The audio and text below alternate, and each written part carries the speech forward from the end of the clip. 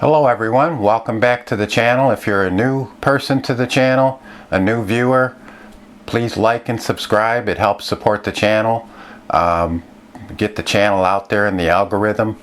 My name is Frank and I do many different things on this channel, whether I'm fixing something, whether we're going to go over some vintage electronic stuff, and we even do some cooking. And today we're going to get into some sub rolls. We're going to make some fresh sub rolls. And for me, during the pandemic, it was very hard getting a good sandwich. You couldn't go out anywhere. It was quarantine. So I thought, well, let me learn how to make some myself. And I was very successful at it. I did practice it. It did take some time to practice it, but it's something you can absolutely do at home with a basic oven and some basic things you might even have around the house already. So with all that being said, let's go ahead and make some fresh sub rolls.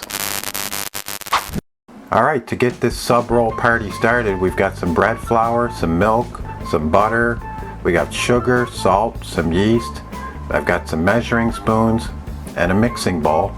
Now here I have my KitchenAid mixer with a bread hook on it, a dough hook, and that's very handy. You can certainly do it without a mixer though. And we're going to first start by taking our butter, and we need to melt the butter down, but we don't want to put the butter in the mixture yet. We want it to cool down or it'll kill all the yeast. So we'll do the butter first.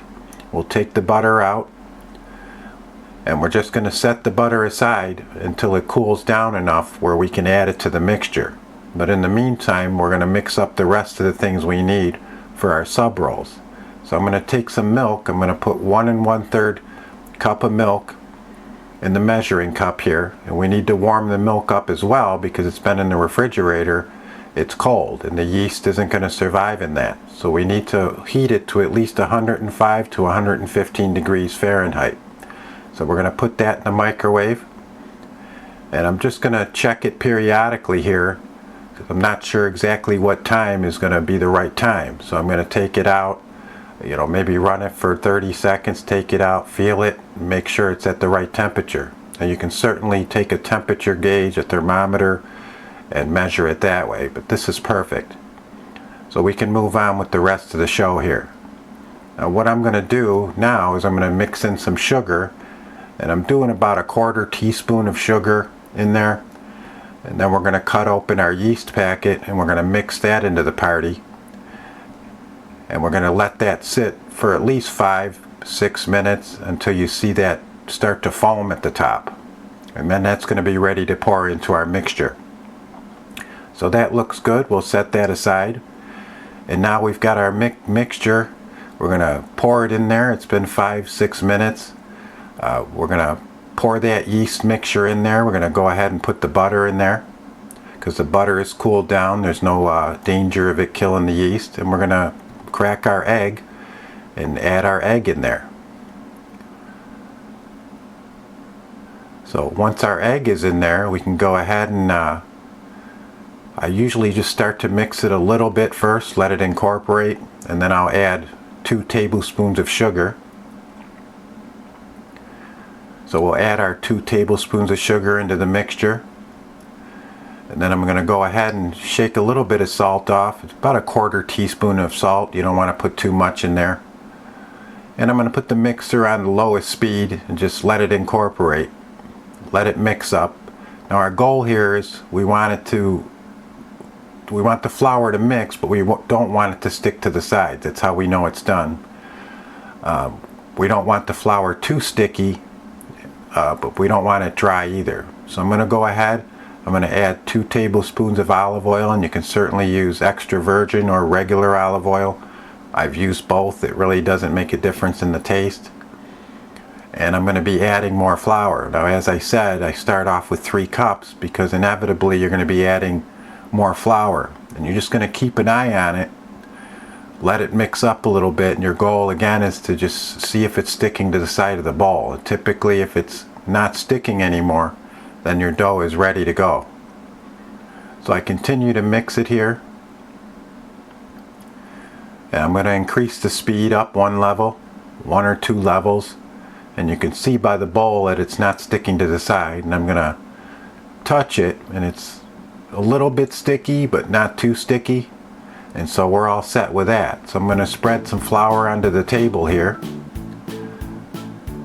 And I'm going to get my dough out.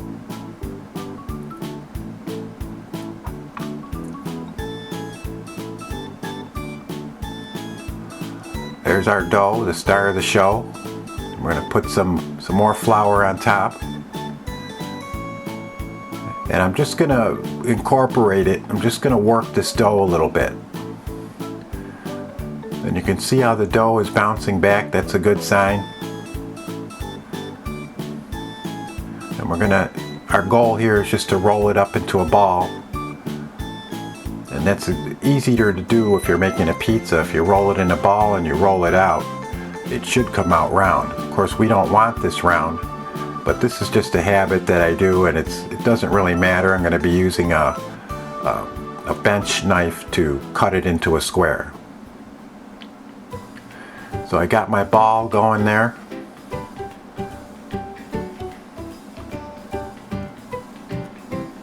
Now I've got my bowl, and I'm going to spray some Pam in there, and that's basically so it doesn't stick. You can use olive oil if you want to, because we're going to have to put this in the oven and let it rise for about an hour. So I'm going to spray the top of the dough ball as well.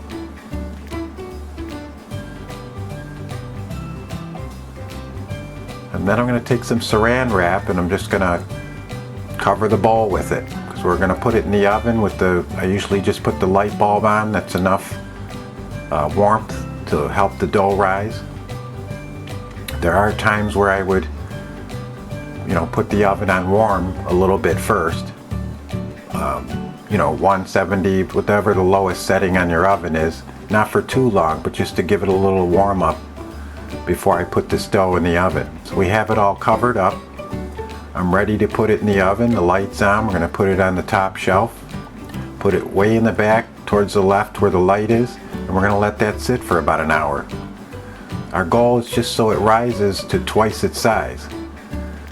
And you can see an hour has passed here, and you can see the dough is almost touching the top of the saran wrap. So that's ready to go. So I'm going to unwrap it, of course. I'm going to punch it down.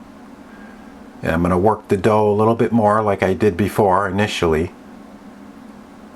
To get all that saran wrap off of there. I'm just going to punch it down and fold it over. I'm going to add a little bit more flour to the workbench here.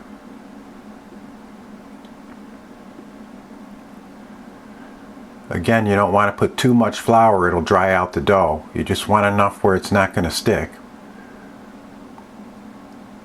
And I'm just going to begin rolling this dough out. I'm going to work it a little bit first again like I did before. Get it into a ball.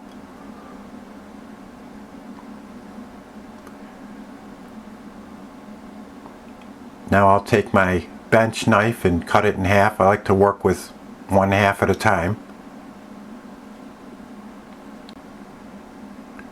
Again, just putting a little bit of flour, spreading it around, because this is where we're going to be trying to roll it into a square as much as possible. And don't be too concerned if it's round. It's going to be round. But again, we're going to use that bench knife, and that's how we're going to cut it into square. We're going to use a measuring tape, and typically I measure it about 12 by 12. You can go 13 by 13, however big you want your roll. So I just keep working it and spreading it out as far as I can to achieve that 12-inch goal that I'm looking for. Putting a little bit more flour on there.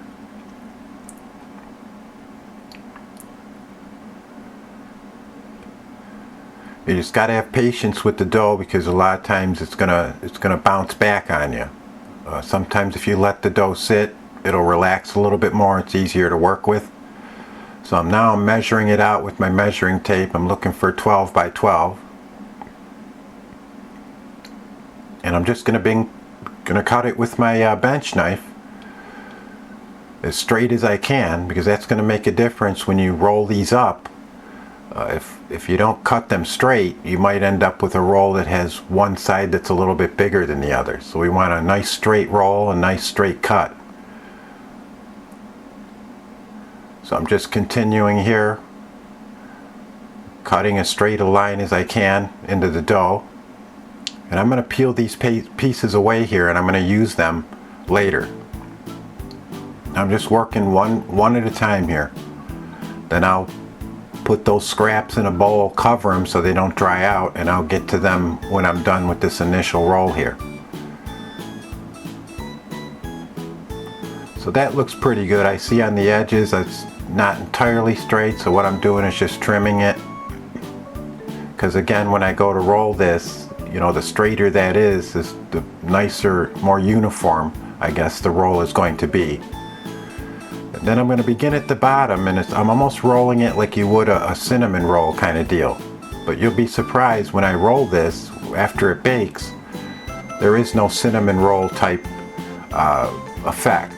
It's going to merge into, it's just going to merge like magic, and it'll be one solid sub roll. So as you can see, I'm just rolling it as gentle as I can. And I want to pinch that seam. I want to pinch that seam that you see there shut.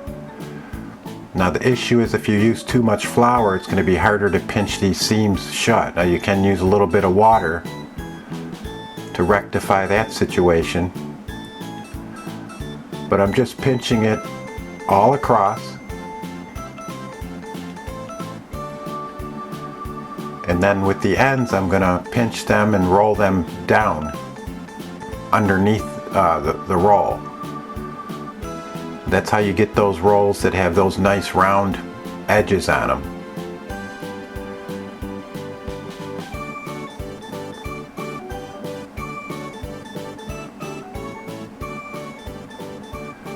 So I'm going to spray my pan with some Pam. And that roll's looking pretty good. Now I have a couple more I need to work with, so I'm going to cover this and set it aside. I don't want to leave it out in the open because it'll dry out. So while I'm working on the other ones, I'm going to cover that. I'm going to set it aside.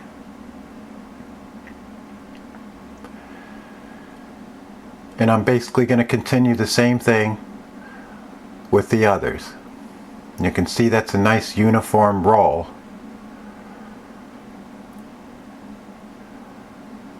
And you can see my other ones here. So I'm going to set the third one on there, and I get about 3. I could probably make 4, but 3 is about what I'm doing with the size that I'm making. It's 12 by 12.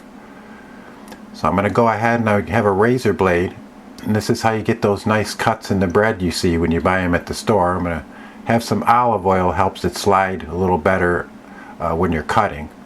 And what this does is it just helps release the steam when they're baking. It doesn't trap the steam inside of the roll. And it gives it a nice look. So I cut my slits in the top of the rolls. And now what we need to do is we need to cover them up, and I'm going to let them sit for at least an hour. And you'll see the difference, and this is a difference when you make rolls. I remember when I first started, I didn't do the second rise, and you get a very heavy bread. And I couldn't figure out, why is my bread so heavy? Well, you have to let that sit and rise a second time. So while that's rising, I'm going to take my egg and just a little bit of water, and this is what I'm going to brush the rolls with. It's an egg wash. I'm going to brush the rolls with it. And the advantage to doing this also is that when you brush it with the egg, whatever you sprinkle on top is going to stick to it. So if you put, sesame seeds, or you want everything bagel on top of it,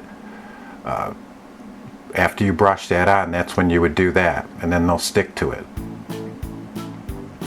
So we have the rolls been sitting for about an hour, and you can see how they've doubled in size. And I'm going to take my egg wash and I'm going to go ahead and spread it over the rolls. And you still want to be gentle with these now because they're very fragile. You don't want to flatten these rolls out, so I'm just brushing them very lightly with the egg wash.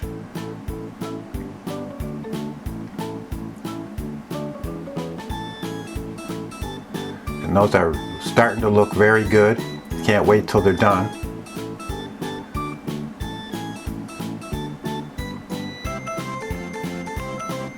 we're just going to continue brushing that egg wash on there, and we're almost ready to put them in the oven.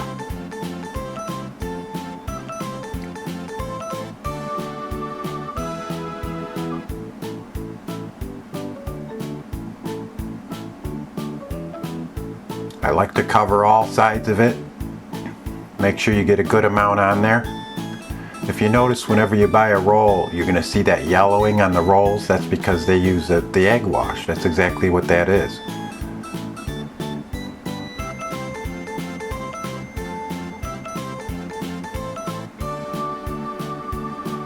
So here's where I'm putting on my sesame seeds on top. And you can see how the seeds are sticking because of that egg.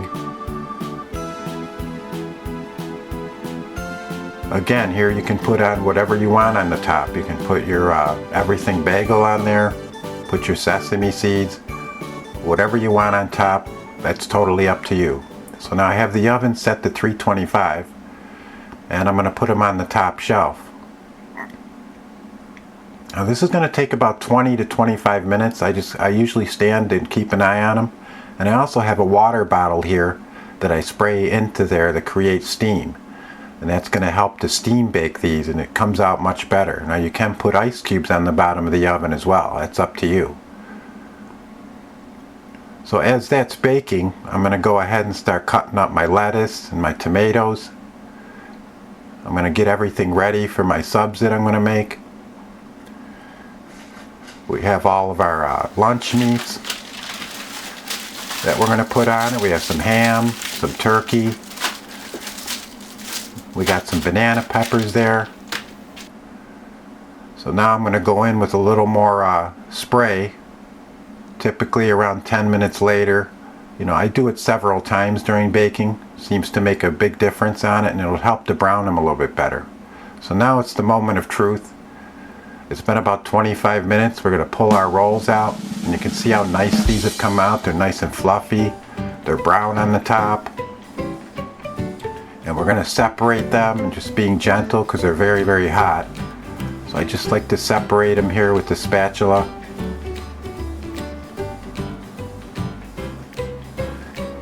And you want to let these rolls sit, let them cool down. I know you're probably going to be in a hurry to want to make your sub, but don't make that mistake. They should at least sit for at least a half hour. Now you can see the end result here, golden brown sub rolls. You've got your sesame seeds on top. Delicious. Here's another view of the sub rolls. Now you can see the one isn't totally straight, and that's probably because I didn't cut the edge as straight as I wanted to, but it really doesn't matter. They don't have to be perfect. That's the whole idea of making them homemade. Now look at that delicious sub that I made. And you can certainly do the same thing. Very easy to do.